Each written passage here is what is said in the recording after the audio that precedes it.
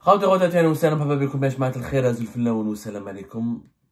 que vous allez bien et j'espère que vous allez rester plus ou moins bien, que vous allez garder un petit peu le moral à la fin de cette émission qui est sinistre. Elle n'est pas sinistre ou décourageante, elle est juste révoltante. C'est ça l'objectif. Nous ne voulons pas vous démoraliser, ni susciter en vous le désespoir ou l'angoisse. On veut susciter en vous la révolte, pour que vous puissiez ressentir les douleurs et les conséquences désastreuses que provoquent les injustices dans notre pays. Je vais vous parler aujourd'hui d'un homme inconnu au bataillon, qui n'est pas un personnage public, c'est pas une personnalité, c'est un Algérien lambda. Cet Algérien lambda, son sort malheureux, il vient de décéder là, pour le pauvre à la suite d'un accident de la circulation, parce qu'il se rentrait chez lui après avoir trouvé un travail dans une wilaya très lointaine de son lieu de résidence. Il s'agit d'un père de famille, père de 2 enfants, dont un enfant est autiste, donc handicapé et malade. Il était âgé uniquement de 39 ans. Et cet Algérien ordinaire a une vie extrêmement dure, extrêmement pénible, au point d'en mourir. Parce qu'il a subi une injustice flagrante. Et son sort illustre aujourd'hui les dérives, les dérapages, les abus de pouvoir qui font tellement de mal à des millions d'Algériennes et d'Algériens. Certains, et beaucoup de ses compatriotes, pour ne pas dire certains, la plupart, la majorité d'entre eux, souffrent en silence de ces abus de pouvoir parce qu'il n'y a plus de médias, il n'y a plus de liberté d'expression, il n'y a plus de journaux libres qui les défendent, qui peuvent être leur porte-voix et leur porte-parole. Alors, les victimes, les mahgourines, je crois la où ils meurent dans l'indifférence générale, comme le cas de ce monsieur dont nous allons parler, où ils subissent, ils prient Dieu, que ils subissent, ils prient une intervention, pour qu'une intervention divine les délivre des malheurs de cette persécution qui les accable. L'histoire de Rafiq Ma'amri illustre, à mon avis, l'ampleur des injustices qui minent profondément la société algérienne. Rafiq Ma'amri était un informaticien, c'était pas un journaliste, c'est un informaticien qui a longtemps travaillé au sein de l'APS. L'APS, c'est l'agence de presse publique, l'agence de presse, l'organe, si vous voulez, le porte-parole médiatique et l'organe médiatique, la voix officielle de l'État algérien, c'est l'organe médiatique officiel de l'État algérien, parce qu'il s'agit de l'agence de presse publique et étatique qui est chargée de diffuser toutes les informations officielles et d'illustrer et de commenter l'actualité algérienne selon le point de vue des autorités algériennes et d'être le canal non seulement de diffusion mais aussi des informations, tout ce qui est officiel de l'État algérien, mais le défenseur des positions de l'État algérien sur la scène nationale et sur la scène internationale. Rafiq Ma'amri était un responsable du service informatique et gérait les réseaux informatiques de l'APS depuis un certain nombre d'années. Et c'était un travailleur lambda, disons pas lambda puisque c'était un homme engagé, il est devenu syndicaliste et c'était l'un des défenseurs et représentants, l'un des défenseurs des intérêts de ses collègues au sein de l'APS et l'un de leurs représentants au sein d'un organe qui s'appelle le comité de participation. Qu'est-ce que c'est qu'un comité de participation? En Algérie, le comité de participation, c'est un organe qui doit être constitué au sein de chaque entreprise qui a plus de 20 employés. Dans toutes les entreprises qui ont plus de 20 employés en Algérie, elles ont l'obligation de créer un comité de participation, c'est-à-dire un organe où les travailleurs vont élire leurs représentants. Et ce comité de participation est l'interlocuteur de la direction de l'entreprise. Il doit partager avec ce comité de participation la stratégie de l'entreprise, comment l'entreprise est gérée, les grandes orientations majeures, la politique de gestion de l'entreprise. Et les travailleurs sont associés pour défendre leurs intérêts et pour défendre leurs droits et pour être impliqués quelque part dans la gestion de l'entreprise. C'est ce qu'on appelle le comité de participation. Ce Rafiq Ma'amri était donc un syndicaliste de l'APS et membre du comité de participation. jusqu'à ce que la direction de l'APS change de main à partir du 28 août 2021, à peu près, à la fin du mois d'août. Un certain Samir Gaid a été nommé à la tête de la direction générale de l'APS. Samir Gaid, qui était anciennement le responsable de directeur régional de l'APS, a été promu premier directeur général de l'APS et depuis, il est l'homme qui dirige l'APS. Et malheureusement, moi je n'ai rien contre Monsieur Samir Gaid, mais depuis son arrivée, l'APS est devenue non pas une agence de presse, mais un outil de propagande.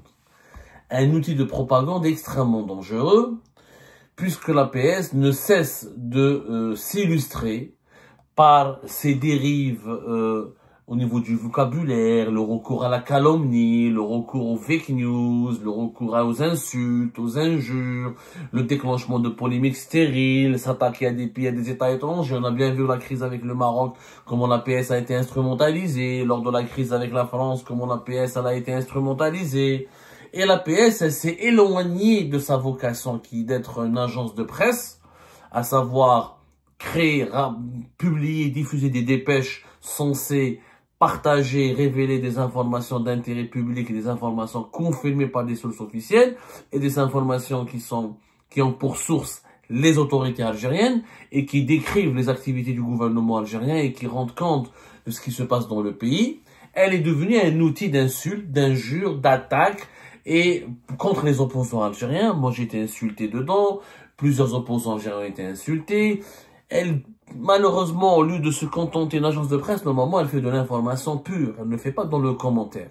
L'APS, elle publie des éditos, elle publie des commentaires et des analyses extrêmement virulentes, pour ne pas dire insultantes, injurieuses, où elle recourt à des termes qui sont pas dignes du métier de journaliste. Et ça, les polémiques qui ont été enclenchées par l'APS de 2022 à 2025, elles sont très nombreuses. Il faudra toute une émission pour les énumérer, en ce qui concerne les attaques contre les Marocains et les Marocains, ou le Maroc tout court, la France, les Émirats Arabes Unis, ou des personnalités de l'opposition algérienne, ou des personnalités politiques algériennes qui ont commencé à déranger ou à inquiéter le pouvoir. Et on les soumet, on demande à l'APS de leur régler leur compte en s'attaquant à leur vie privée, à leur vie professionnelle, avec des termes, encore une fois, très insultants. En novembre 2023, un scandale éclate au sein de l'APS. La direction générale de l'APS a décidé de lancer des licenciements abusifs contre des syndicalistes qui tenaient tête à la direction générale et qui voulaient notamment qui s'opposaient à la détérioration des conditions de travail des employés de l'APS et qui s'opposaient surtout au détournement de l'APS de sa vocation sur le plan éditorial et au manquement à la déontologie journalistique et à l'éthique journalistique. Quatre membres du syndicat de l'APS ont été visés. Il y avait Belhassan Walid, Meziane Chebala, Hassan Larkem et le pauvre et infortuné Ma'amri Rafiq. Pourquoi je parle de pauvre et infortuné? Parce que Ma'amri Rafiq vient de décéder. Il y a de cela deux jours, il est décédé récemment, il y a de cela 48 heures. Il a laissé derrière lui une famille éplorée, infortunée et bouleversée. Il a laissé deux enfants, je dis bien deux enfants, dont deux enfants mineurs, dont un enfant autiste. Pourquoi il est mort? Parce que l'affaire Ma'amri, quand il a été licencié, à la suite d'une longue procédure arbitraire, il avait cherché du travail. Il est resté sans salaire pratiquement 3 ans, 2024, 2025, cette année 2025, 2024, une bonne partie de l'année 2023. Ils ont été d'abord privés de salaire pendant presque 3 ans, avec 2 enfants à charge, une famille, un père de famille, comme tous les pères de famille de cette planète. De ce monde, il a besoin de trouver un travail. Il ne trouvait pas de travail à Alger. Il ne trouvait pas de travail à Alger parce qu'il a été épinglé il a été dans le viseur des autorités algériennes. En affrontant la direction générale de l'APS conduite par Samir Gaid qui était protégé par des conseillers puissants au niveau de la présidence de la République et protégé par le clan qui est au pouvoir, le clan Tebboune. Donc Samuel Gaïd, non seulement il a licencié ses travailleurs, ses syndicalistes, mais il a même déposé plainte contre eux en 2022 à la suite d'une correspondance qu'ils avaient adressée eux-mêmes, c'est-à-dire au ministère de la Communication, pour reprocher, pour remettre en cause la gestion actuelle de l'APS par son directeur général, Samuel Gaïd. Donc Samuel Gaïd n'a pas supporté d'être dénoncé par une correspondance, une plainte, par une complainte. Eux, ils ont adressé une complainte, ces syndicats. Lui, il a déposé plainte. Cette plainte visait les personnes, les syndicalistes dans l'affaire Ma'amri pour usage faux et usage de faux, ainsi que usurpation de fonction. La direction générale de l'APS ne leur reconnaissait pas à ces 4 syndicalistes la qualité de syndicaliste, ni la qualité de membre du comité de participation de l'APS, alors qu'ils étaient élus membres du comité de participation et qu'ils étaient des vrais syndicalistes élus et défendus par leurs collègues. Là, le procès a été perdu par l'APS, puisqu'en fin novembre 2023, ces 4 travailleurs, dont des journalistes et des membres du personnel technique, parce que dans une agence de presse, dans un média, il y a des journalistes, mais aussi des techniciens, des informaticiens, des infographes, des correcteurs, il n'y a pas que des journalistes. Donc l'affaire Ma'amri était siégé au sein de ce conseil de participation et était syndicaliste, ou même pour représenter, mais il n'était pas journaliste, mais il était informaticien, les autres membres du personnel technique de l'APS qui ont un rôle important dans le fonctionnement d'une agence de presse. Et sans eux, une agence de presse qui est une entreprise comme une autre ne peut pas fonctionner. Donc l'APS a perdu son procès, ils ont été relaxés, les 4 personnes qui ont été abusivement licenciées. L'APS aussi, la direction générale, elle a perdu aussi son procès en justice, devant un tribunal administratif, puisque la justice avait demandé la réintégration après plusieurs mois de suspension de leur salaire et de licenciement, qui a été qualifié d'arbitraire. L'APS elle a fait appel, elle a été aussi en référé pour invalider la décision de leur réintégration, et elle a perdu son procès, elle a été déboutée, et ces licenciements ont été jugés arbitraires et illégaux. Pendant tout ce temps-là, au moment où les personnes qui ont été licenciées, ils ont perdu leur salaire, pratiquement depuis 2022, 2023 aussi, 2024 aussi, donc ils avaient besoin de travailler. À l'affaire Ma'amri, comme il avait donc une procédure en justice avec l'APS, comme il s'était attaqué au directeur général de l'APS, qui est des amis très puissants à Alger, notamment au sein du pouvoir et du clan Tebboune et du pouvoir politique. Donc il était catalogué, il était mis à l'écart, il était devenu une sorte de paria. C'est-à-dire qu'il ne pouvait pas trouver un travail. Il cherchait du travail dans notre wilaya, loin de la capitale Alger, loin de cette atmosphère politique toxique, et loin de ces des projecteurs du clan au pouvoir qui défendait Samuel Gaïd contre ses adversaires. Et il avait besoin, donc, comment dirais-je, il avait vraiment besoin de chercher du travail ailleurs. Il a trouvé du travail à Skikda, dans la wilaya de Skikda. En tant qu'informaticien, il venait de commencer, et de cela à peine 2 mois. Donc, il était obligé de quitter son foyer, de rester, de faire une sorte de rotation. Il s'est déplacé à Skikda pour apercevoir, pour travailler, pouvoir bénéficier d'un salaire. Donc, il voyait pas son foyer, sa femme et ses enfants pendant 1 semaine. Il rentrait les week-ends. La semaine, il travaillait à Skikda, il faisait les va-et-vient, et les week-ends, il restait avec sa femme et ses enfants à Alger.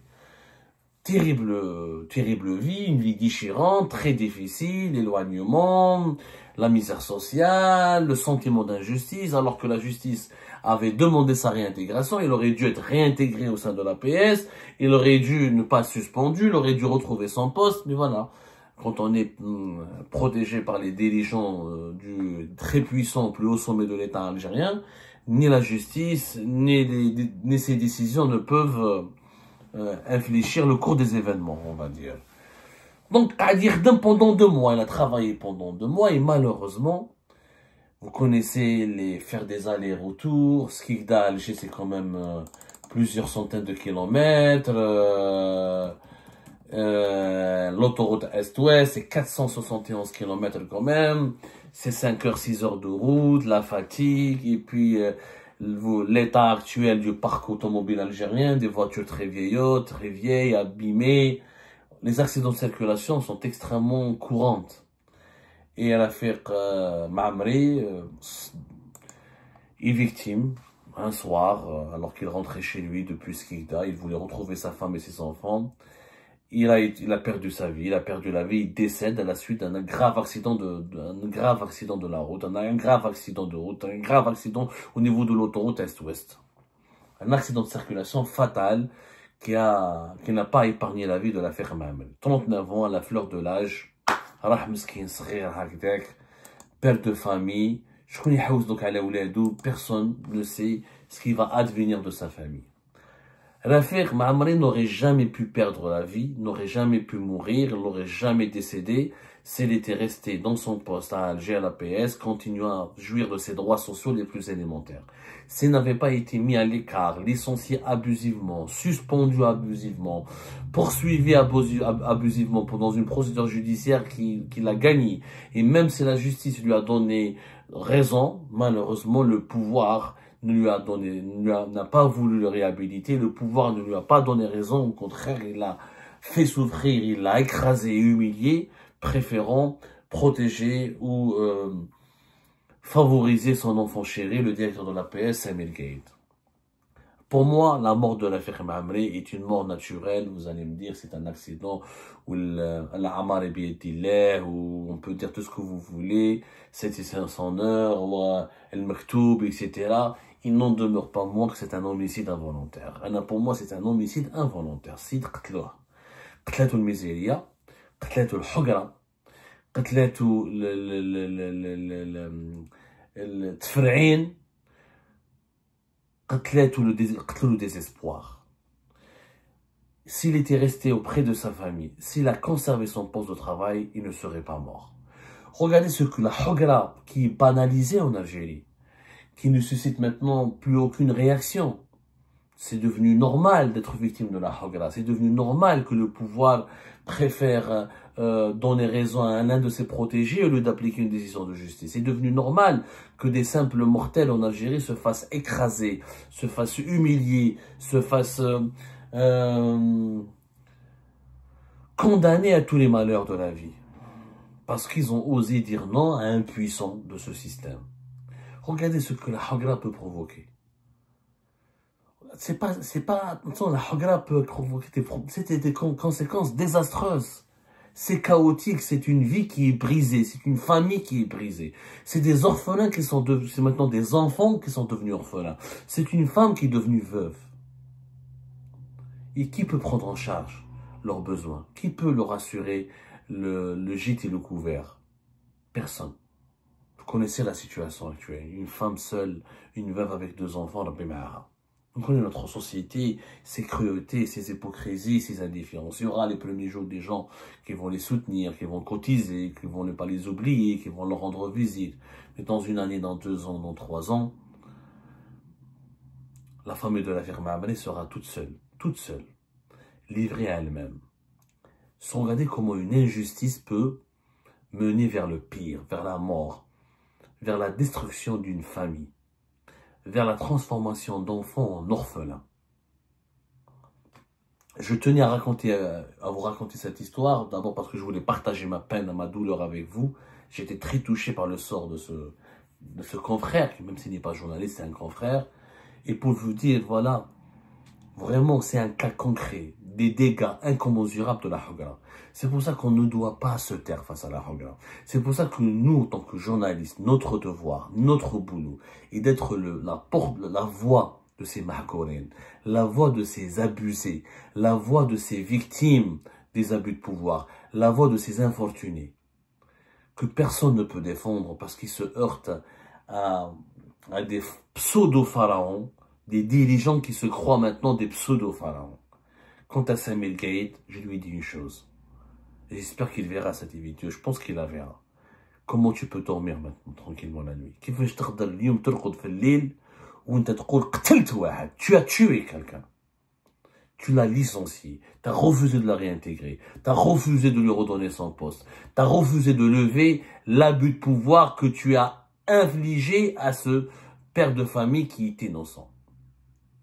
La justice ne va peut-être pas te condamner, mais je suis sûr que ta mauvaise conscience va te torturer jusqu'à la fin de tes jours.